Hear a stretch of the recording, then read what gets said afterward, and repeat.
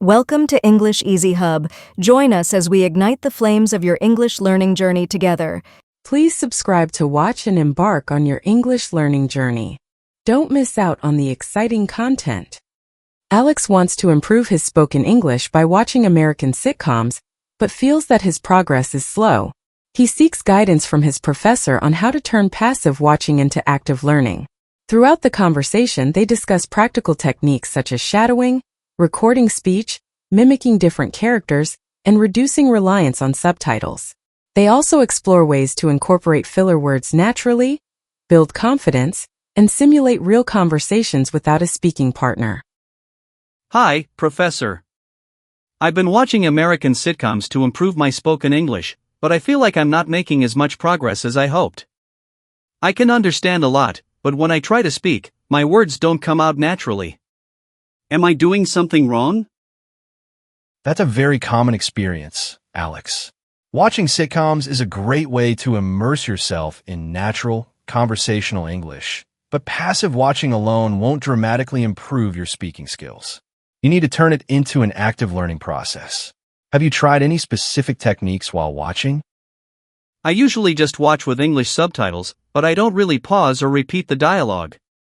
Sometimes, I try to say the lines after the characters, but it feels a bit silly. Shadowing is actually one of the best methods to improve fluency and pronunciation.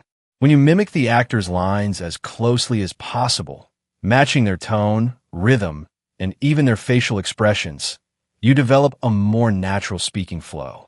If you feel awkward doing it out loud, you can start by whispering the lines. Would you be willing to try shadowing for a full episode and see how it feels? That sounds interesting. But some lines are so fast that I can't catch them properly. Should I slow down the video? Yes, that's a great strategy, but with a structured approach. Start by listening at normal speed, then slow it down to 75% if necessary.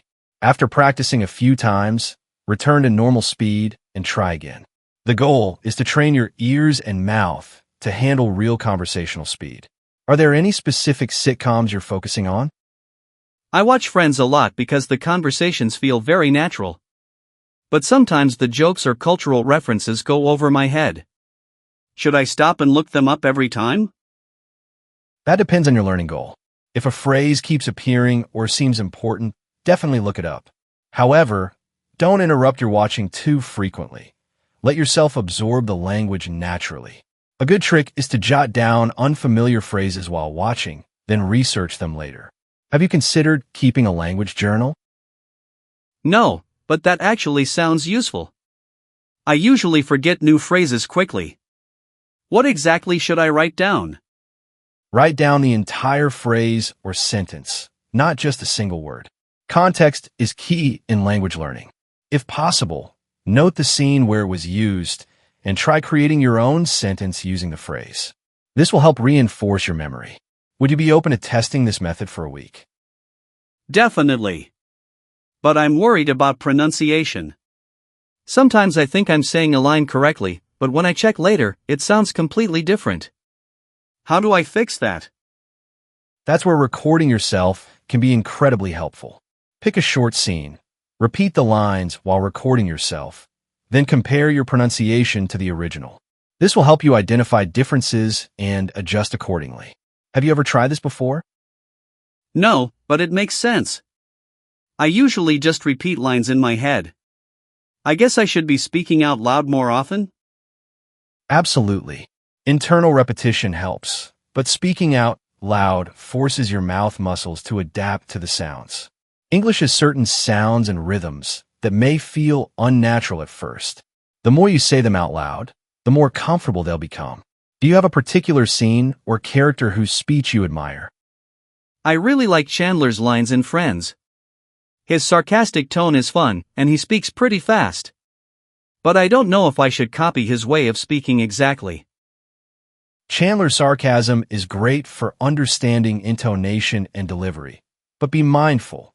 His speech style is exaggerated for comedic effect. It's useful to mimic him for practice, but in real conversations, a more natural tone works better. Try imitating different characters to expose yourself to various speaking styles. Have you noticed how Ross and Rachel speak differently from Chandler? Yeah. Ross is more dramatic, and Rachel speaks in a softer, more casual way. Should I try to copy multiple characters instead of just one? That's a great idea. By mimicking different characters, you train your ear for different speech patterns, tones, and speeds. Over time, you'll naturally develop your own style. Also, sitcoms provide a mix of formal and informal speech. Have you noticed differences between casual conversations and more serious moments in the show? Yes. When they're joking around, their speech is faster and more relaxed. But in emotional scenes, they slow down and pronounce words more clearly. Should I practice both? Exactly. Practicing both will prepare you for different situations. Casual speech will help you sound more fluent in everyday conversations, while clearer speech is useful for presentations or professional settings. Also, sitcoms contain a lot of filler words like and, I mean. Have you noticed them? Yes. Characters say like all the time. Should I use those words too, or will it make me sound less fluent? Used in moderation, filler words make your speech sound more natural. They help conversations flow smoothly. But overusing them can make you sound hesitant. Try practicing sentences with and without fillers to find a balance. Have you ever caught yourself using filler words too much? Yeah, when I'm nervous, I say and you know a lot. How can I stop that? Awareness is the first step. Try recording yourself and counting how many fillers you use. Then practice pausing instead of saying Silence can be powerful.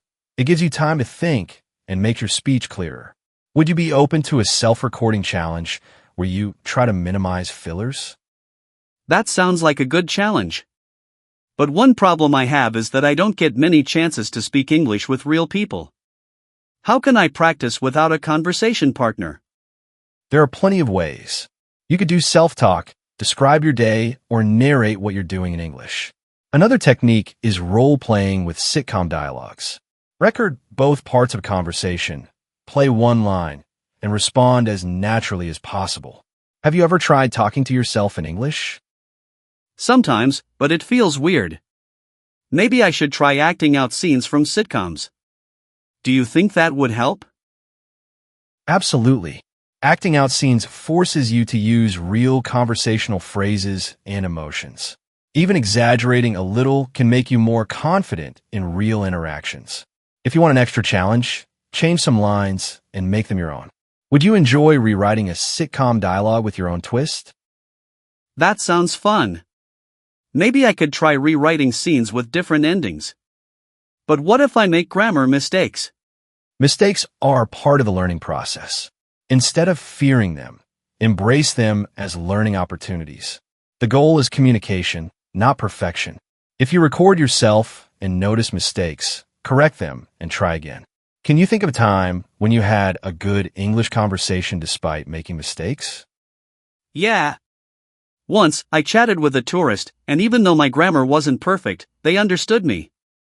It felt great. That's exactly the mindset you need. Effective communication is about being understood, not speaking perfectly. Keep watching, speaking, and learning. Your fluency will improve naturally over time. Keep up the great work. Through their discussion, Alex realizes that effective language learning requires more than just watching. It involves active engagement, speaking out loud, and self-assessment. His professor emphasizes that fluency comes with practice, mistakes are valuable learning tools, and confidence grows through consistent effort. By applying techniques like role-playing, keeping a language journal, and balancing formal and informal speech styles, Alex is on the right path to achieving natural and confident spoken English. Thanks for watching. Remember to subscribe, like, comment, and share to keep the English learning journey alive.